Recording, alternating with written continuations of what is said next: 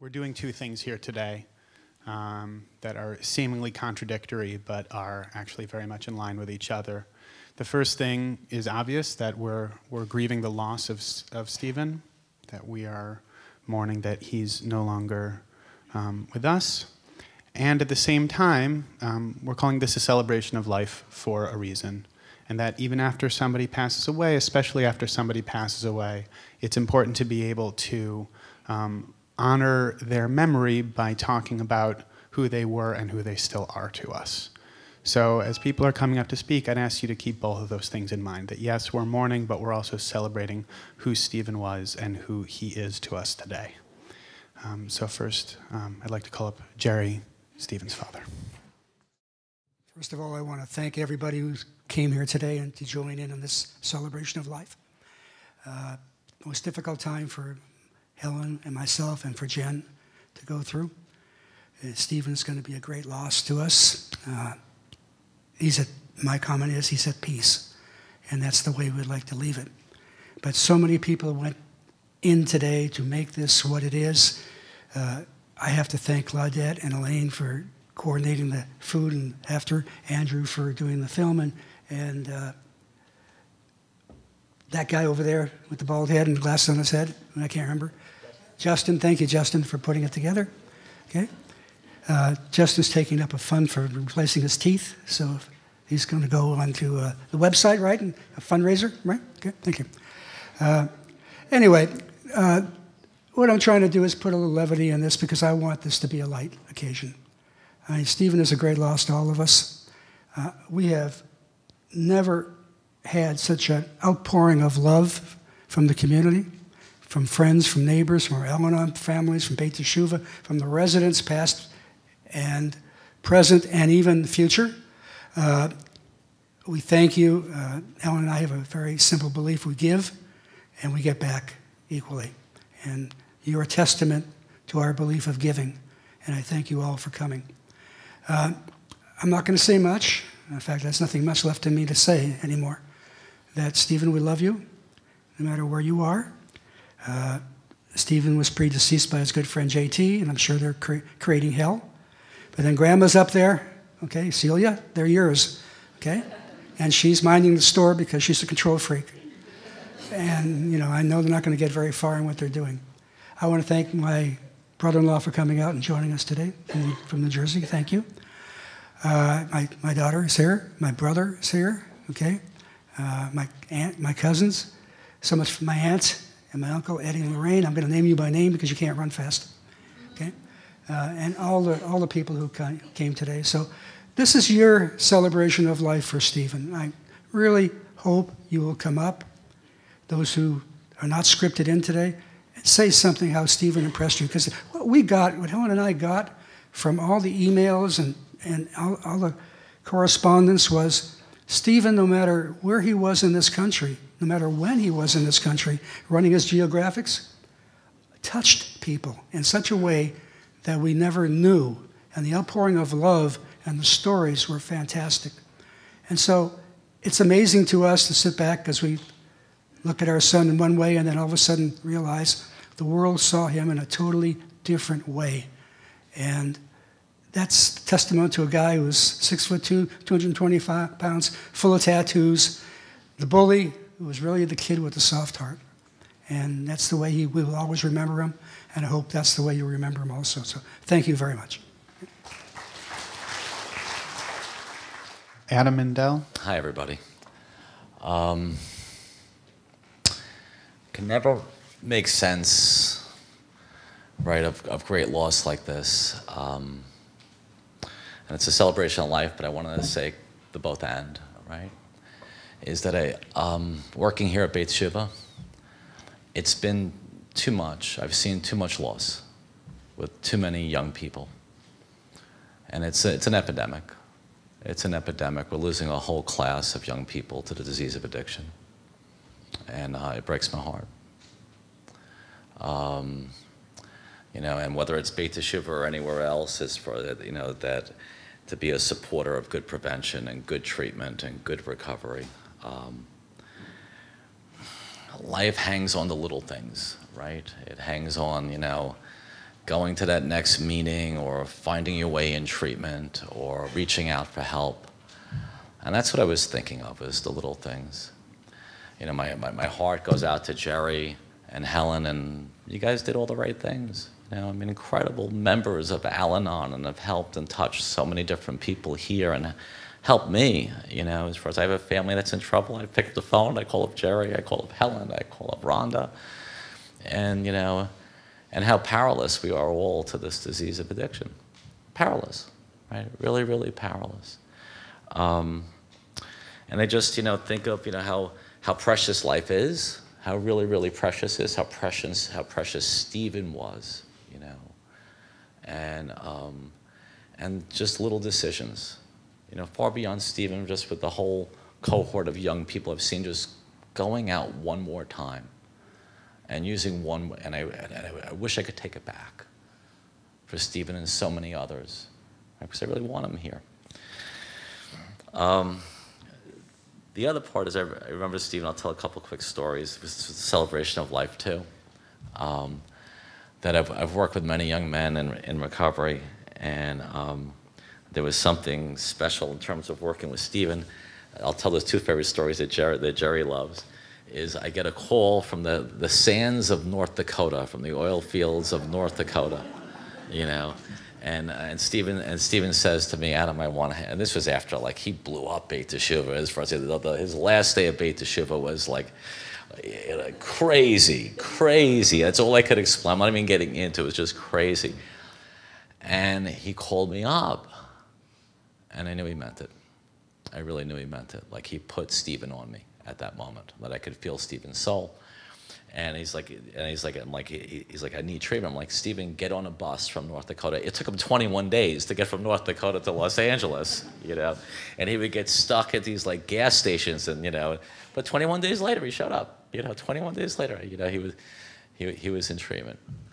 And Stephen and I had we had a special bond. There was a certain mutual respect that we had with each other, and he would always tell me the truth. I mean, that's really it. He would always tell me the truth of what's really going on. Your favorite story, you know. So the favorite story, I'm leaving work from Beit Teshuvah, and I pull out of Beit Teshuvah. I'm going towards McDonald's, and I see, like, 5 cop cars and, like, guys against the fence, you know. And of course it's, you know, and I'm, like, looking at it, and I'm like, oh my God, that's Keith and Stephen, you know. You know. And I'm like, and it's like, hell, I'm like, what is going on? And and these 2 fools are wearing, like, white T-shirts and the baggiest, like, shorts you've ever seen in your entire life. I'm like, why don't you guys just, like, spray ex-con, like, all over your chest, right? And it's for the police are there, and they're like, sir, stand back, you know, and all of this other stuff. And I'm like, you know, I'm like trying to explain to the police, and they're shining the light, and I'm like, you don't understand. Is for, you know, these are good boys, you know. And these are good boys, and they reside at this treatment program where I'm one of the directors of, you know. And they're like, sir, stand over there and don't move, you know. And these guys are like this, and they're Dickies, like, really? Like, anytime, like, anybody drives through Venice Boulevard, the guy with the white T-shirt and the Dickies gets pulled over, right? And the officer comes back to me 5 minutes later, and he's like, good boys? You know how long these sheets are? You know, you have any clue how many times these guys have been arrested? You know. And I think they took Stephen that night, right, Jerry? You know, and it was nothing. It was nothing. They were looking for somebody who did something in Los Angeles, and here was Keith and Steve, and you know, yeah. And then Jerry, I think you went and picked them up the next day. That night, and then the next day, Stephen comes running, gives me a hug. Thank you so much. So that's the Stephen I remember, right? The last thing I say, now this is like a room of, like, Jewish mothers and parents, and, you know, and so I'm speaking to the choir, but I do say this more to the people in recovery, is that if this is to make sense, then life is precious, and you have to hold on, right? There is not one more chance, or not one more time. That worlds hang on that one more chance and one more time. And we love you, and we want you to stay. So, my honor. Thank you. Paul Bergman. Hello, everybody. Helen and Jerry asked me to read a letter to them and Stephen from their good friend, Jay and Bob Farkas. We are so sorry that a trip to visit our grandchildren, which we had committed to prior to Stephen's tragic death, has prevented us from being here with everyone to celebrate his life. Jerry, Helen, Jen, and Stephen have become our extended family, and our hearts are here with everyone today. After our own family struggle with addiction brought us to Bet Shuva, we were drawn into the support of this unique community. No one better exemplified the courage and the unselfish commitment to hold on to others than Helen and Jerry. We were soon adopted by them as part of the extended family. We listened to them take painful calls from Stephen, during which they offered him Al-Anon-style boundaries and unconditional love. We shared their elation when Stephen agreed to come back to Bet Shuva.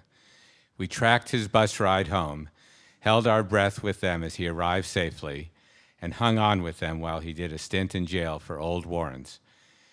We breathed a sigh of relief with them when this day at Bet Shuva seemed to produce recovery.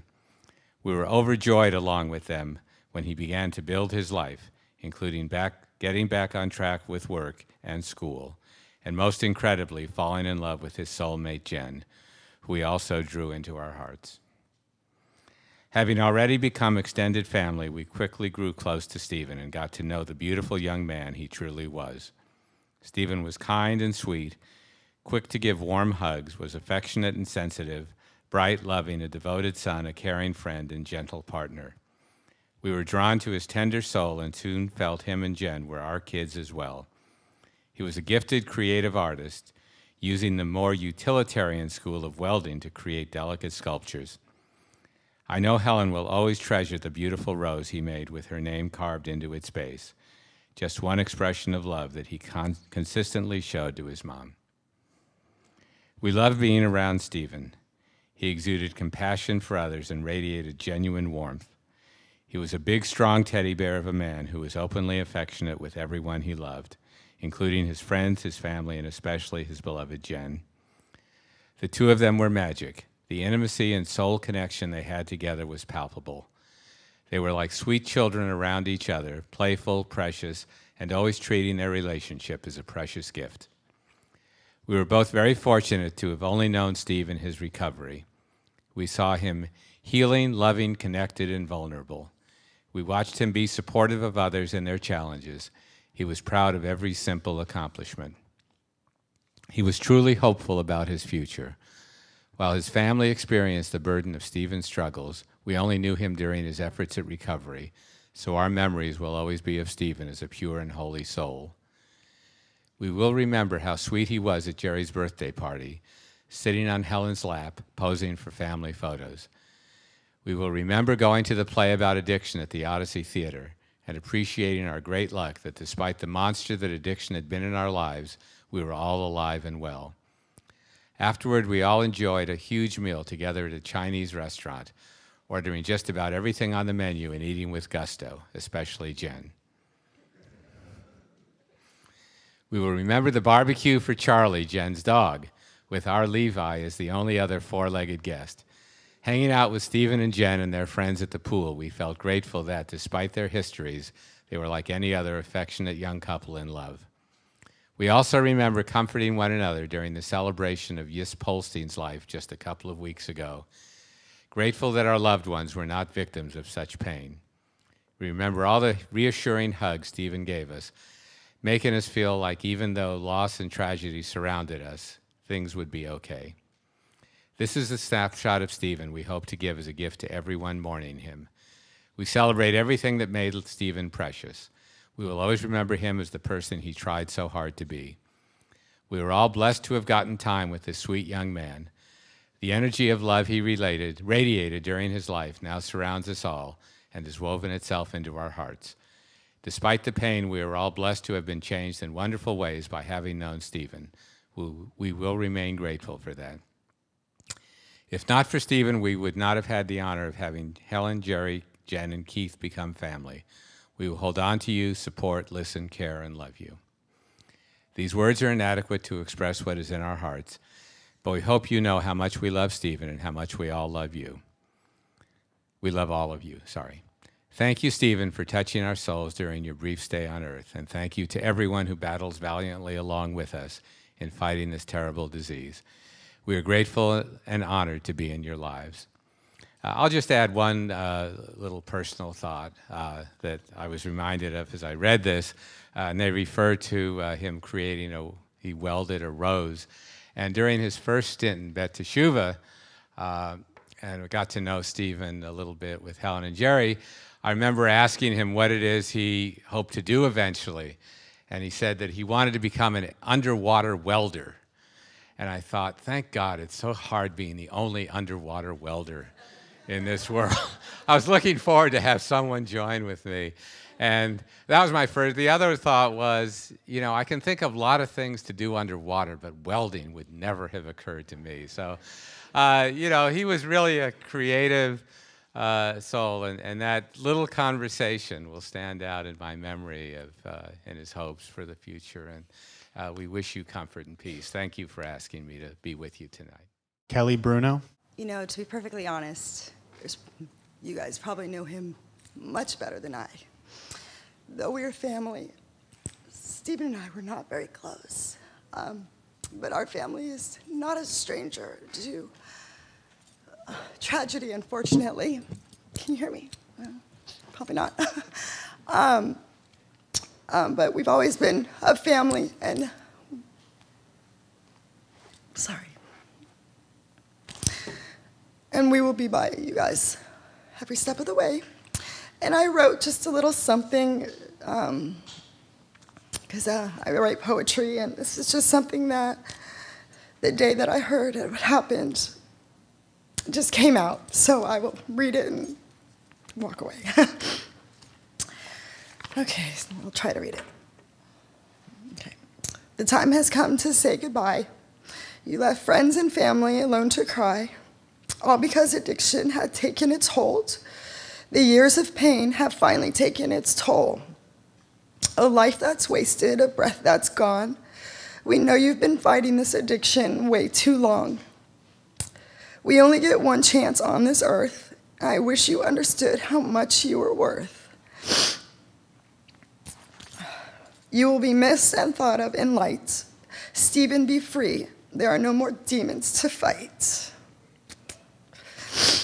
So that's to my cousin, who will be missed. And we'll be there for all of you.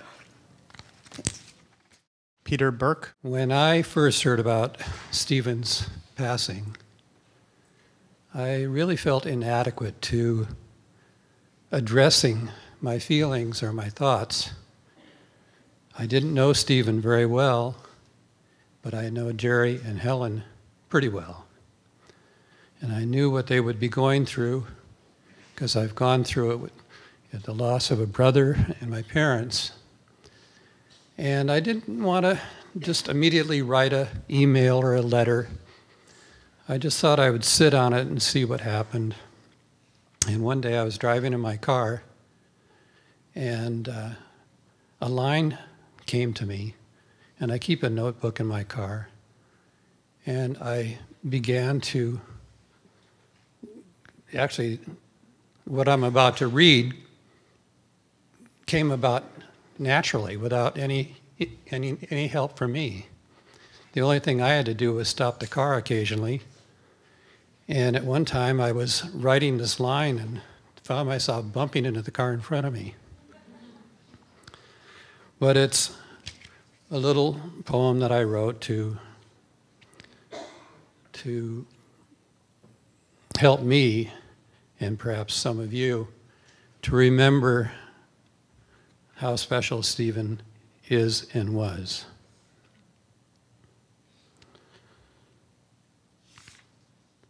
A comet streaks across the night sky, then falls to earth, landing in our hands. We take it home, and its light flickers into brightness. It wasn't a comet, a planet maybe. No, a star blinking and radiating a special light that invites us to honor it, to regard it, and its special qualities with the love we never suspected we were capable of giving.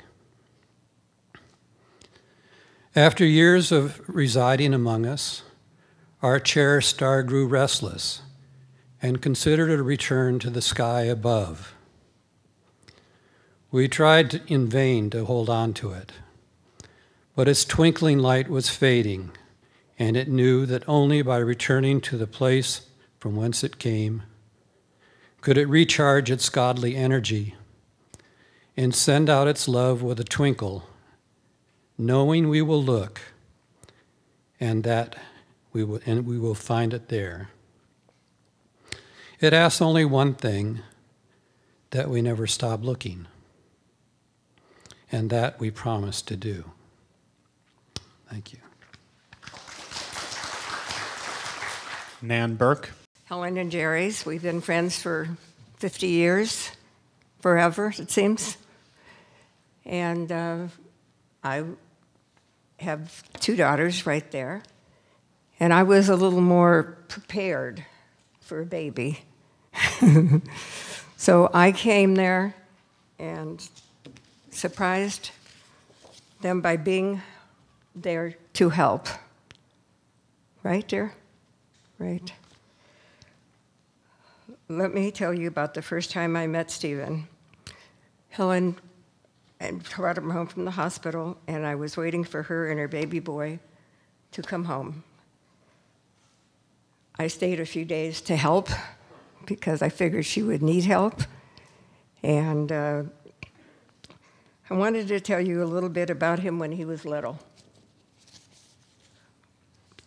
He was I read to him as he got a little older, but still very young. And I read to him, and he was small. I read to him about animals. He loved to hear a story about animals. And I read to him stories. And then I'd say, okay, now pick out in the book the giraffe, the horse, this. And he knew what everything was. He was such a smart boy, even little. He was very quick, and even at that small age. One day he started walking, put his little hand in mine, and showed me his 2 large tortoises and beautiful flowers in the yard, where he rode a little bike. Then one day he got a little older, and he got a bigger bike. And boy, did he knock me out. He got a little older, and he insisted I go with him while he learned to practice riding his new bike. As we got closer to home, a neighbor came out and said, "Good job, Stephen," and he smiled and waved. But he was so sweet and so loving. I just couldn't keep my hands off of her. He was the boy I always wanted to be mine. You know that, girls, don't you? My 2 daughters sitting there shaking their heads, yeah. I loved him so much, and I always loved him. After all, I was his Auntie Nan, and when he called me Auntie Nan, I melted on the spot year after year after year, because I was his Auntie Nan, and I loved him so, so much. Thank you for letting me pour my heart out to you, and that's it. I will always love him, always in my thoughts and always in my dreams, which I've already done. I've already started dreaming about him. I love you both. Penn. So the first time I met Steve was at group at Beit Shuva when I first showed up. And my first day was a Monday, and I met Steve the next day on a Tuesday. And that Monday night, I showed up to group, went home, relapsed, showed up high next day at Beit Shuva. That never happens. But so I was in Luke's 9 a.m. group, and I was looking for a place to sit, and Steve was like, over here. I was like, okay. I was just happy to have someone to talk to me. I was nodding off in that group. Luke called on me, and I'm like, oh, I love sobriety. It feels so good. And I didn't think it would be so easy. And everybody kind of smiling and nodding, and and Steve never let me forget that day. He would always, even like years later, if I haven't seen him for a while, I'd be like, hey, what's up? How's it going? Hey, man, what's going on? He's like, hey, remember that time at Luke's group? Like, and he would just rib me about it. It would never stop. Steve really he really embodied the strong and silent type of person.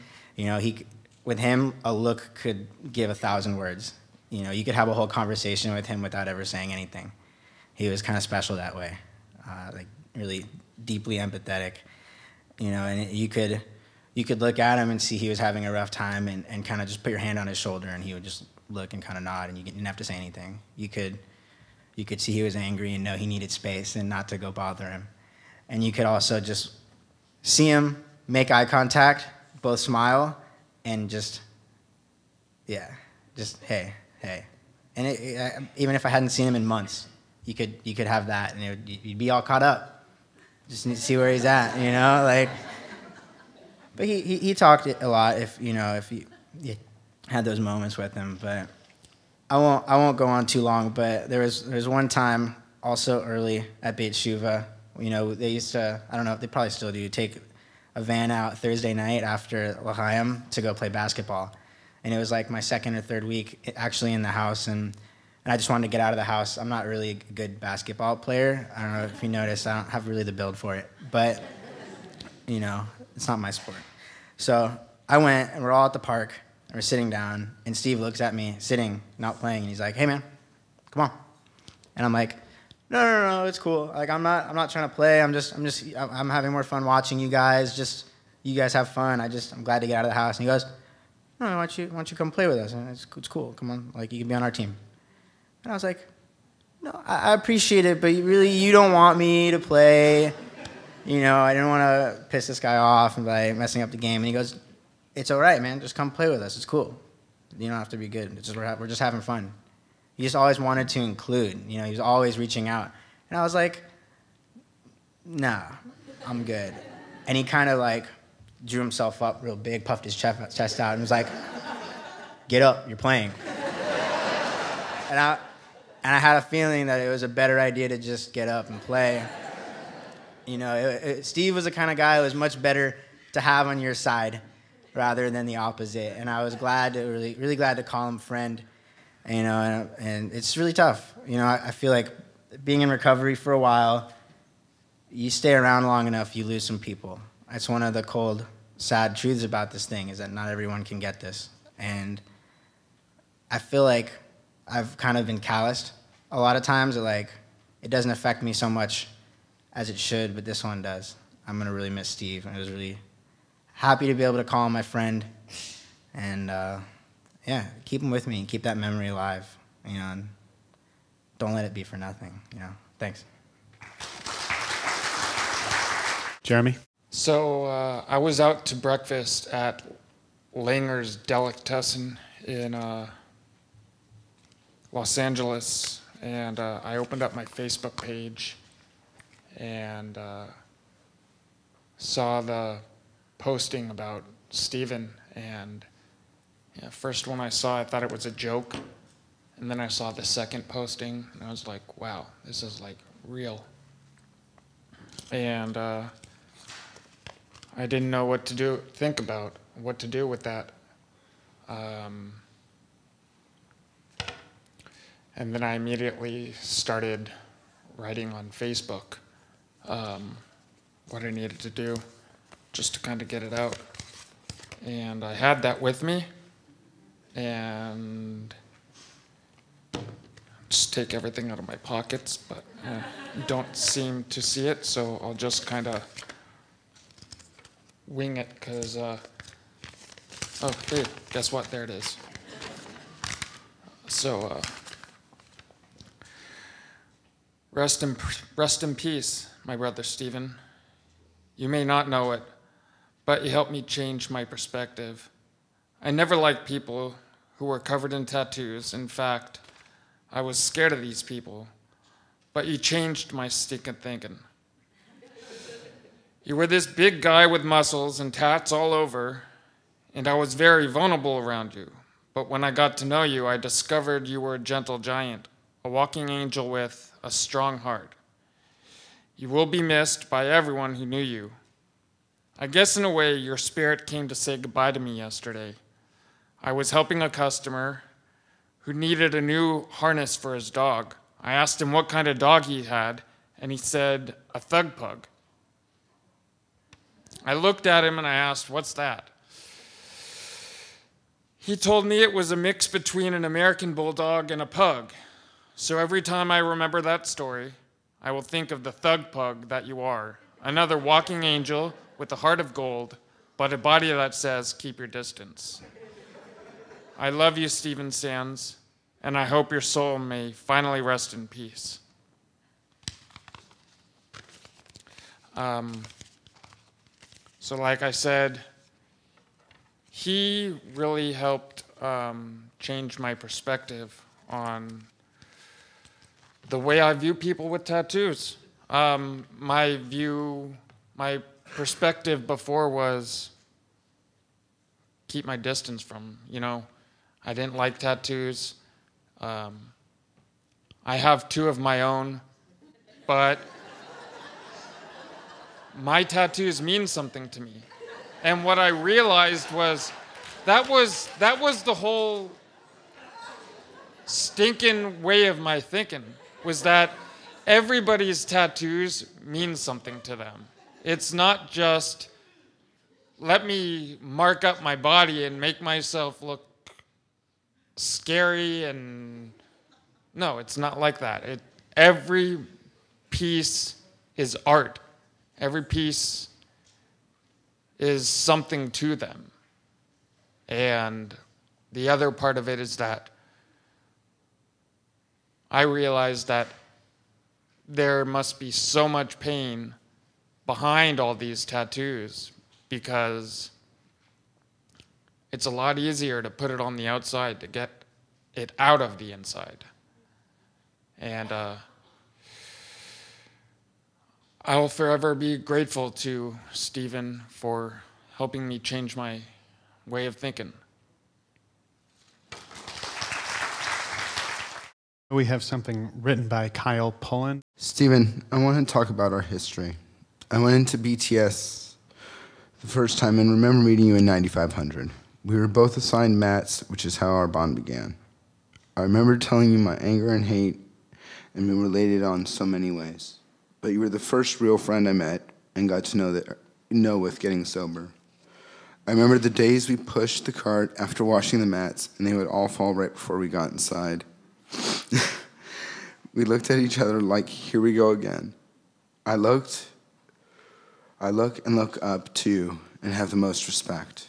You opened up to me so much about your past and made me appreciate what we had, which is a true friend. Now you rest with angels and know everything here is taken care of. Jen is a phenomenal woman who will always have my support and love through this life. I can say for your mom that she is the most caring and loving woman. That is a gift from God. I sit here every night and pray for your family. But remember, I am a soldier, and I will always be in the fight. It saddens me that I'm in Israel and can't be here today. But I feel honored that this was read today and know how much you are loved. I love you, Stephen, and I will do anything for your family and Jen. Memories are something that will stay forever and won't be forgotten. I will see you again, so save me a seat next to you. Love, Kyle Pullen. I have also something to say for myself. Stephen, your parents brought me into your life and family as surrogate parents. So not only were you an amazing friend in person, you're more like a brother to me than anything else. I remember when we were in BTS together, you taught me so many things about myself that I still hold dear today. I remember you visiting me when I was sick. You brought me some real food, and that was the highlight of my day.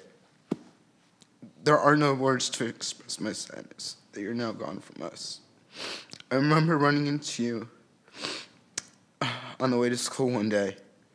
You're so happy that you're doing so well in school and that everything was going great. I also remember that when you were here, it was always me, you, and JT against the world. Now you and JT are looking after me. We had some great times together. Stephen, I wish you were still here. You brought happiness to so many, And I will truly miss you and always remember the good times. I love you, big brother. Thank you. I'm going to take a moment to read the poem on the flyer. After I read this poem, we're going to open it up. So if you'd like to share your memories or a few thoughts, that'll be the time for it. And we'll go from there. I'm free. Don't grieve for me, for now I'm free. I'm following the path God has laid, you see. I took his hand when I heard him call. I turned my back and left it all.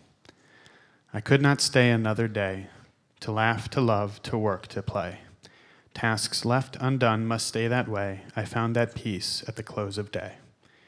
If my parting has left a void, then fill it with remembered joy. A friendship shared, a laugh, a kiss. Oh yes, these things I too will miss. Be not burdened with times of sorrow. I wish you the sunshine of tomorrow. My life's been full, I savored much. Good friends, good times, a loved one's touch. Perhaps my time seemed all too brief. Don't lengthen it now with undue grief. Lift up your hearts and peace to thee. God wanted me now, he set me free. Hey guys, I'm Sam. I only knew Steve for a few years.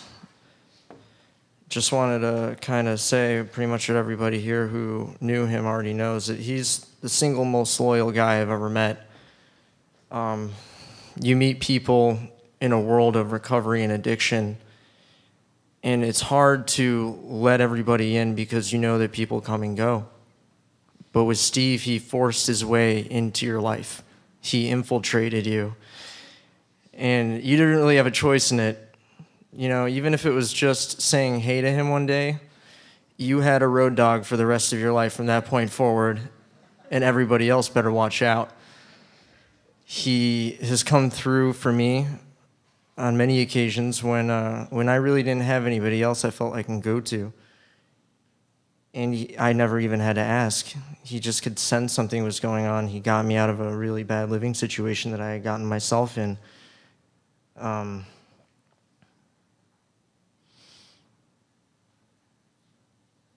I know that he's left me with a thought every day, even before his passing. It's just like, what would Steve do? You know, when he was in soul shape, it's pretty much what like Penn said. You know, you could just look and tell you everything. And I'm going to miss him a lot. Thank you, guys. Hello, everybody. I'm Frank. And I didn't know Steve well at all. But we did share a few special moments. Early in my recovery, about 3 years ago, 3.5 years ago when I came in, is when I first met him. And then we shared something later on with the same probation officer, and we'd run into each other a little bit after that as well. But in between all that time, what he shared mostly was Helen and Jerry. And I wrote this to them when I heard about Steve's passing, and Helen has asked me to read this. Dear Helen and Jerry, I was recently informed of Stephen's passing, and I just wanted to express my condolences. I can only imagine the pain that you're experiencing, and I wish I can lessen it in some way. Your devotion to Stephen, his life and his recovery has been nothing short of remarkable. Your love for him has been so touching, and how that has transferred over to your love and support of so many of us, including me at Beit Shuvah, has been truly inspiring. And that's the sort of thing that keeps me hardworking in my own recovery. And I have an incredible life as a result of that today. And I really work hard at being of service and helping others as well. I always remember the day that I met Stephen and the coincidence that the day after you donated the van to BTS, I was asked to give him a ride to an appointment in that same van. We spent some time chatting, and I just know how much love he had for you both and his strong willingness to turn his life around. He made tremendous strides with bumps along the road, and I'm sad his journey and fight has ended. But please know that because of Stephen and your love for him, you've helped so many others at BTS and in the gambling program. I know that I'm paraphrasing a little bit now, I know that when we got that van, we hardly ever went to GA meetings. And I started driving, and we went to about 5 a week because of that. And that tradition has continued for the most part. So I personally know many people that have benefited and because of your generosity, and you are and have and will continue to be saving lives with your love and what you've done. I know that you have a strong connection with our community here, as evidenced by this audience for sure. And there's much love and support that's available to you. Just know that if there's anything you need at any time, you can count on all of us. With all my love, thank you. Hi, I'm Greg. I've had the pleasure of having Helen as a neighbor for nearly 30 years, so I sort of remember it all. Remember Helen telling us she was going to adopt this little boy. Remember the first day she brought him home, as Helen reminded me today. I taught him how to ride a bicycle, though that was one of the easiest things I ever did. He was always very athletic. I think it took me all of 5 minutes. But the story when I heard of Stephen's passing, for some reason the story that popped into my mind was one from many, many years ago. I have a daughter who's a year older than Stephen, and when they were both little, we used to go over to Helen's after work and play for a little while. And one day we went over, and Stephen had just started watching The Little Mermaid. And I'd never seen the movie, I mean, Disney movie. But, you know, it was on, and I wasn't paying much attention, and Stephen must have been 2, so he couldn't really talk that much. But suddenly he got sort of tense, and he started pointing, and he went and hid behind the sofa. And he was looking out carefully, but he knew the exact moment when the shark came after Ariel. And so he hid behind the sofa for that minute, and then looked back out. He knew exactly when it was done. So, I mean, many of you remember the olden Stephen. I still remember the little boy hiding behind the sofa. I also have to say, though this is supposed to be a celebration of Stephen's life, I'm not in a very celebratory mood. It shouldn't be this way.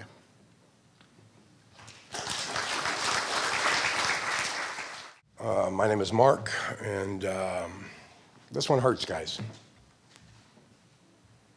This one hurts, guys. I've been burying children since I was a child myself. I got the news from Jonathan about Stephen, and I went into kind of an instant rage. I wanted to, I did start punching and kicking the wall, and I thought, I was at work. I thought, I can't do this, I'm a counselor.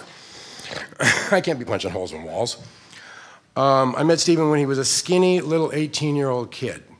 I admitted him to his first treatment center. People talk about his creativity through the medium of welding. In those days, he was expressing his creativity through making glassware. Kids know what I'm talking about. He had a trunk full of glassware. I went out to the car, getting his suitcase, and with no small amount of pride, he's like, all right.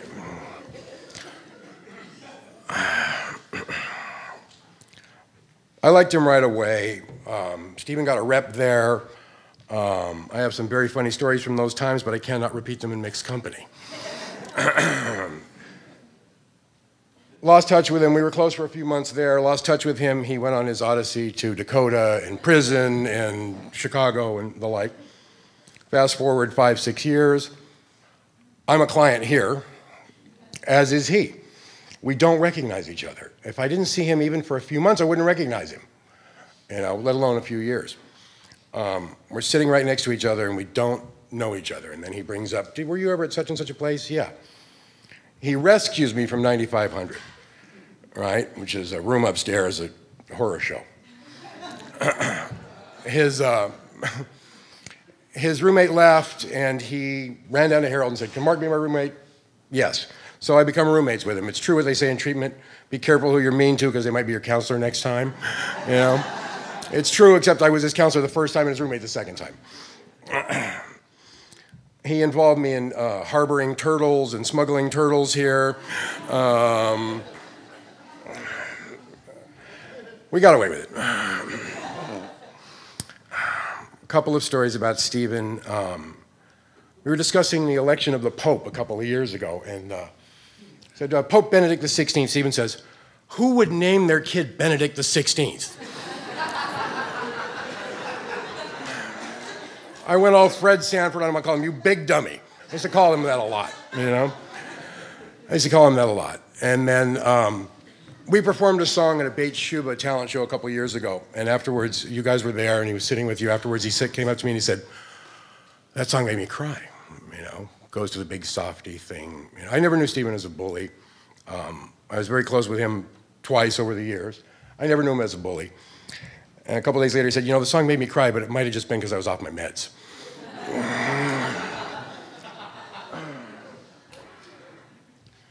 I don't know what else to say, man. This one hurts. This one hurts. I rage. The young man who told me the news, his initial reaction was survivor's guilt. He's 25 himself, or right around the same age, with a similar history in terms of drug use and incarceration.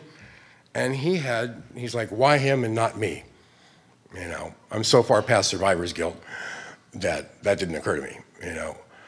This one hurts, guys. This one hurts. This one, I'm extremely hurt, and I channel it into extreme rage, and I've got nothing to do with either of those things. What am I going to tell you?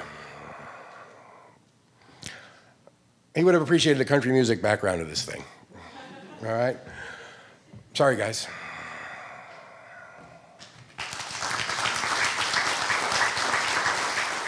Hi, everyone. I'm Michael. I was just kind of moved to come up here and just share.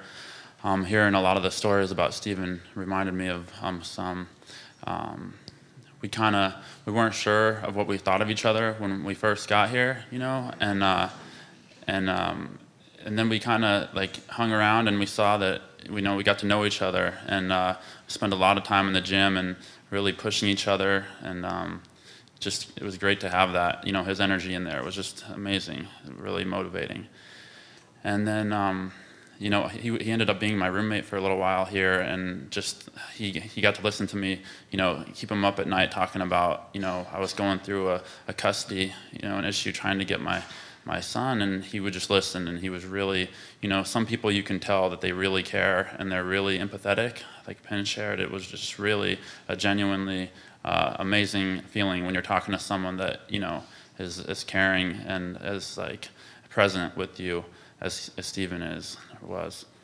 And like that's what I remember, you know, about him is when I saw him months later, about a year later, I had gotten my son back in full time, and he was just so happy. You know, he was really happy with me. He was just really, I could see it in his eyes, and it's just you know, he was just a light. He was a really loving, really caring man, and I'm always going to remember him as that.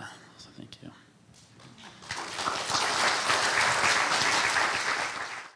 I'm Dana. I didn't have the pleasure to know Stephen. I heard him speak once with his father. It was an extremely moving night. I'm here for Helen and Jerry to support them. I'm a grateful member of Al-Anon. We have a Parents Seeking Serenity group here. This is a poem from a book called To Bless the Space Between Us. The writer is John O'Donohue. He's an amazing poet. It's very short. It's for the parent on the death of a child. No one knows the wonder your child awoke in you, your heart a perfect cradle to hold its presence. Inside and outside became one, as new waves of love kept surprising your soul. Now you sit bereft inside a nightmare. Your eyes are numbed by the sight of a grave no parent should ever see. You will wear this absence like a secret locket, always wondering why such a new soul was taken home too soon. Let the silent tears flow, and when your eyes clear, perhaps you will glimpse how your eternal child has become the unseen angel who parents your heart and persuades the moon to send new gifts ashore. I love you guys. I'm sorry. Hi, everyone. I'm Becca. I'm Jenny's sister, and I have something that our mom wrote, but she couldn't be here today. So she says, I'm so sorry I could not join all of you today to celebrate Stephen. Like everyone here, I loved Stephen.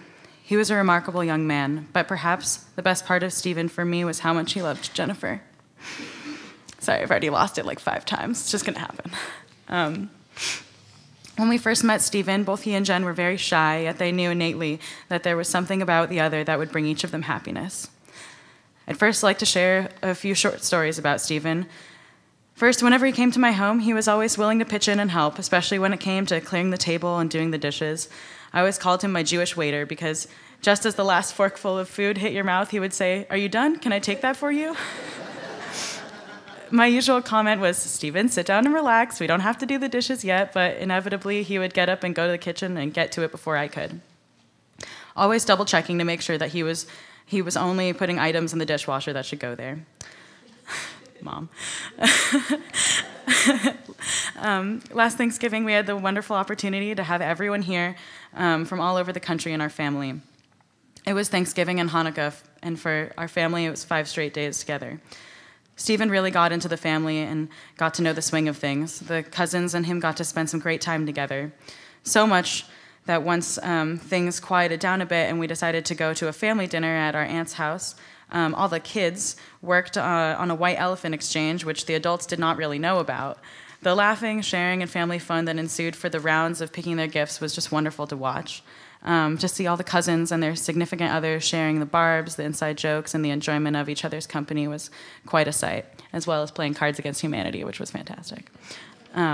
Stephen fully participated, and we enjoyed sharing his joy in that evening. He is and will always be part of our family. I do want to close by saying how much we will all miss Stephen, probably no one more than Jennifer, Helen, and Jerry. But what I will remember best about Stephen was what he taught Jennifer. Stephen taught her that she could do whatever she wanted. And he also taught her to believe in herself, that she was loved and respected, and to know that. He let her know that she could be who she wanted, and that that was good, and that that was worth loving. It was hard for her to move on, and it will be hard. But I believe that Stephen wants her to be her true self and know that she deserves the best, and she's always worth it. And I didn't really write anything for this exactly, but I kind of just wanted to reflect for a moment on that idea that Stephen could really have a whole conversation with you without using any words. And for anyone who actually knows me here, you know that I'm a little bit of a smart ass, and just waiting for the laughter to come out. And I would always be giving someone a hard time, probably Jerry. And he is asking for it, though. And and Stephen would just be kind of behind everyone, like that fly on the wall that's like huge that you don't want to actually look at because it's such a huge fly on the wall. And he would just be looking at me like he knew exactly the jokes. Like he could always keep up with me, and I wish I had gotten to know him a lot better. I guess I didn't because I thought he would always be around because I could tell. That he was really special. And in those next days after I first found out about all this, I just wondered what I could say that would be useful, where we could go from here. So I wrote this little thing. I thought it might be a good time to read it. So we all grieve differently, and likewise we all heal differently as well. While I prefer tea and a bike ride in the early hours of sunshine, I would ask you to send all your prayers and love to Stephen, to his incredible parents, and my amazingly strong superwoman of a sister, in this moment of awful, retching heartbreak for all of them and for all of us, if you have a moment to set that intention. We've seen what this disease can do to our friends, to our loved ones, and to this community. We know it firsthand, and we all deserve some fucking mercy, that's for sure. But either way, simply do yourselves and do me a favor. Please say what you mean to those who you love and leave nothing out. You never know when they won't be around to hear it anymore. Fuck regrets. Live with such authentic openness that you won't even give them an opportunity to exist. Tell your loved ones how you feel today, and allow yourself to see the big picture, let go of those little everyday irksome things, and support the important people in your life, because don't you see? Your dreams are their dreams, and vice versa. Sometimes life can feel like the darkest night, cold and unending, like these times. But there will always be light in the stars, so just remember to look up. We all love you, Stephen, and in this time of healing, I hope that we can all be grateful for the lessons you've taught us, the love that we've shared and created and will continue to share. Thank you. My name is Tony, and I was Stephen's sponsor. And this is hitting me really hard, and it has been since I heard about it hours after it happened. I just want to say that this gathering of celebration is really helping me heal, and I know it's not selfish, but we grieve in our own ways. And I needed to see this because I feel guilty, like, you know, and a lot of you have helped me. I felt like I should have just tackled him and held his ass down. I don't care how big he is. He scared me the first day I met him and Jen. It was dark. He's my neighbor. And he walked up to me, and I'm like, why is this guy walking up to me? He's like, will you sponsor me? I'm like, who are you? And there was something about that moment, his authenticity to want to be sponsored. And then I saw him with this beautiful girl here. And I said yes. And I think we'd been working a year on it. And he says, I can't get past 30 days.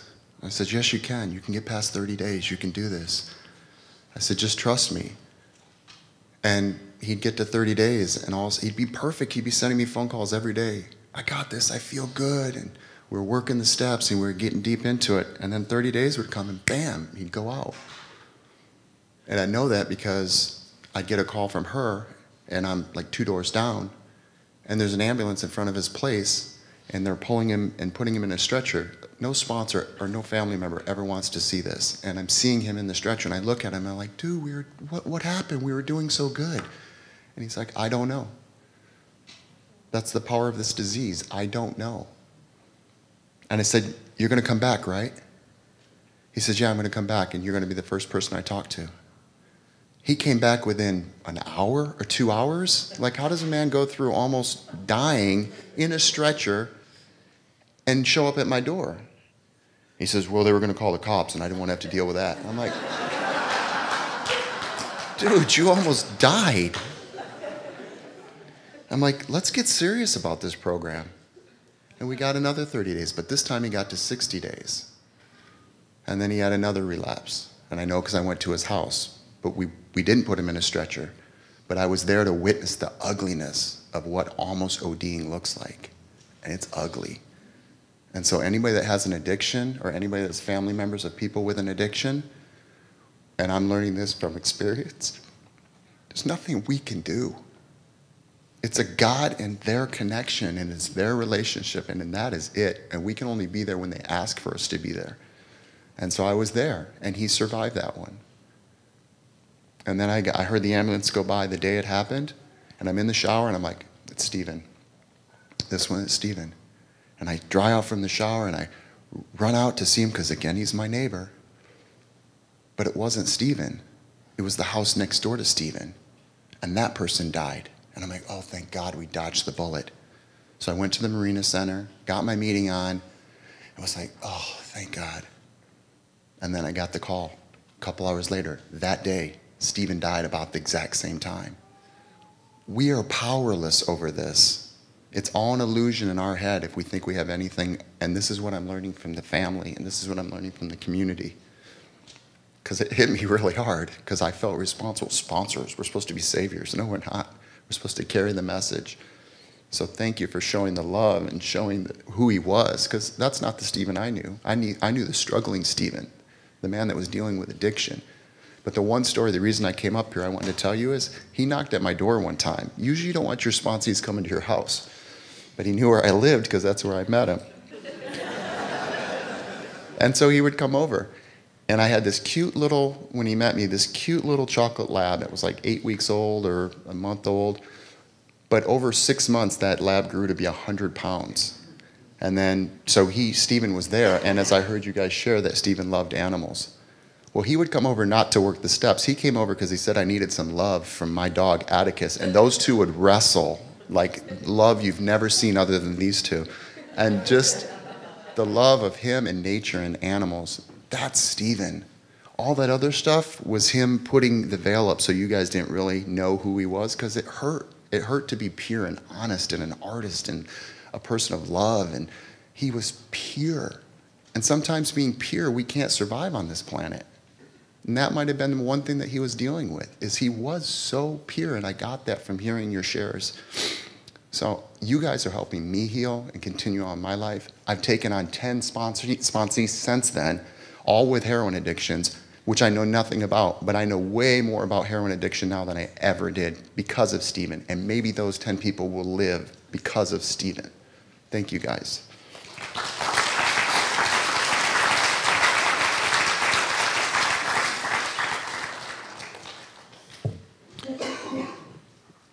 I'm about to say a few words, and I just want to make a few announcements before I do. After I speak, I'm going to ask Helen and Jerry and Jen to come up. They're going to light the yahrzeit candle, and we'll say Mourner's Kaddish, and we'll finish up. Obviously, people may or may not be eyeing the delicious-looking food over there, and there's tables, and of course, people are asked to stay and to continue to share and to support each other. Also, the family has asked that any donations or contributions please be made to Beit Tshuva, which of course we appreciate, so thank you. And just, if you haven't seen them already, if you were late coming in, there's poster boards and there's a guest book over there. So please, sign your name, write something to continue this way of honoring and remembering Stephen here today. And so thank you in advance for that as well. For me, the first thing that I think of when I think of Stephen is I remember this particular kind of smile that he had. And I'd be sitting with him, meeting with him, and I could tell something was up, or he wasn't telling me quite the whole story about something, and I'd say, oh, you're bullshitting me, or something like that. I'd call him out on it, and he'd just give this little, you caught me, yep, that's true. And like somebody said, he would always then come clean about whatever it was. Like I caught him with his hand in the cookie jar, but also he didn't want to have to lie about having eaten the cookie later. It's like, yep, you caught me. And I think that also spoke volumes about who Stephen was, that on one level he was someone who really desperately wanted to be seen, who desperately wanted to connect and did in a lot of ways, and also somebody for whom that was very difficult. And I think in a lot of ways who really struggled with that. He was a restless soul, I think, somebody who wasn't always sure exactly where his place was, and yet at the same time also found a way to really be at home with a lot of people, to connect very deeply with people. He lit up his parents' life. He helped many people in this community and in Los Angeles and in the country in sobriety. And in terms of the depth of who he was, I remember sitting with him after Ira, who was his counselor here when I was working with him, after Ira Skolke passed away.